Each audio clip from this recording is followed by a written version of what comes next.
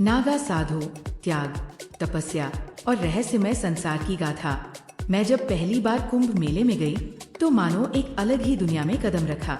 संगम तट पर गंगा, यमुना और अदृश्य सरस्वती के मिलन का वो दृश्य, लाखों श्रद्धालुओं की भीड़ और हर हर महादेव के गगन भेदी जयकारे, सब कुछ किसी चमत्कार जैसा लगा। लेकिन इस मेले में सबसे अधिक आकर्षित करने वाली बात थी नग्न और भस्म रमाए हुए, त्रिशूल थामे, रहस्यमयी नागा साधु। कौन है ये लोग? क्यों इन्होंने सब कुछ त्याग दिया? ये सवाल मुझे उस भव्य मेले में खींच लाए। मेरा पहला सामना, कई अखाड़ों के बीच घूमते घूमते मेरी मुलाकात हुई जूना अखाड़े के गुरु ज्ञानानंद से। वे भस्म से ढके हुए, जटाजूटधारी, गहरी आंखों वाले साधु थे। उनका व्यक्तित्व ऐसा था कि कोई भी उनके पास खिंच जाए। क्या ढूंढ रही हो बेटी? उन्होंने मुझसे पूछा।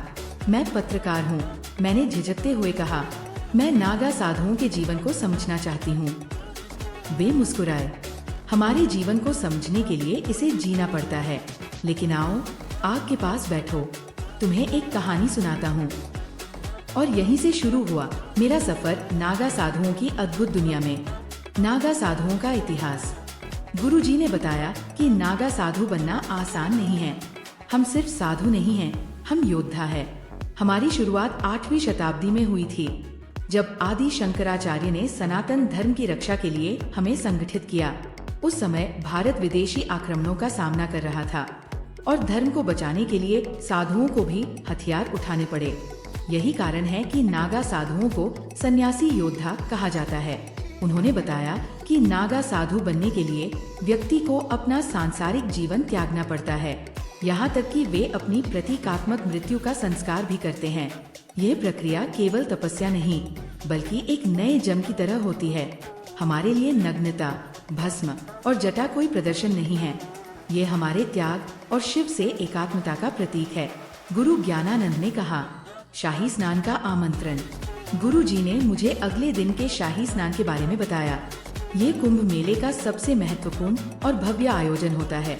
उन्होंने कहा, अगर तुम्हारा दिल मजबूत है तो कल हमारे साथ चलो और इसे करीब से देखो।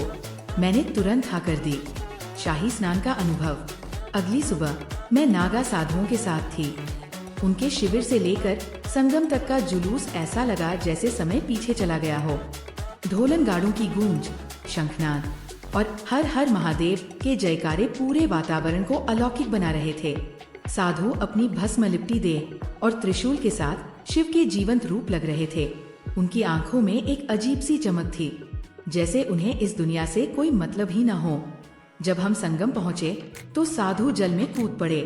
ये उनके लिए केवल स्नान नहीं था, यह उनके और ब्रह्मांड के बीच एक पवित्र मिलन जैसा था। मैंने भी हिम्मत करके उस ठंडे पानी में डुबकी लगाई।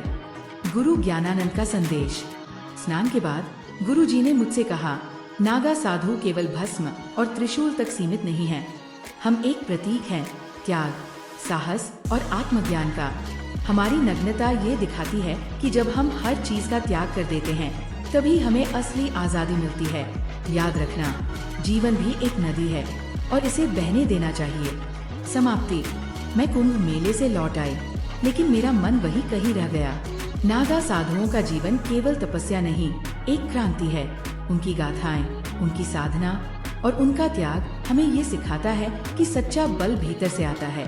आज मैं आप सबसे यही कहना चाहती हूँ, अगर आप कभी कुंभ मेले में जाएं, तो सिर्फ दृश्य देखने मत जाइए, वहाँ की आत्मा को महसूस कीजिए और शायद आपको भी अपने भीतर की नदी का रास्ता मिल जाए।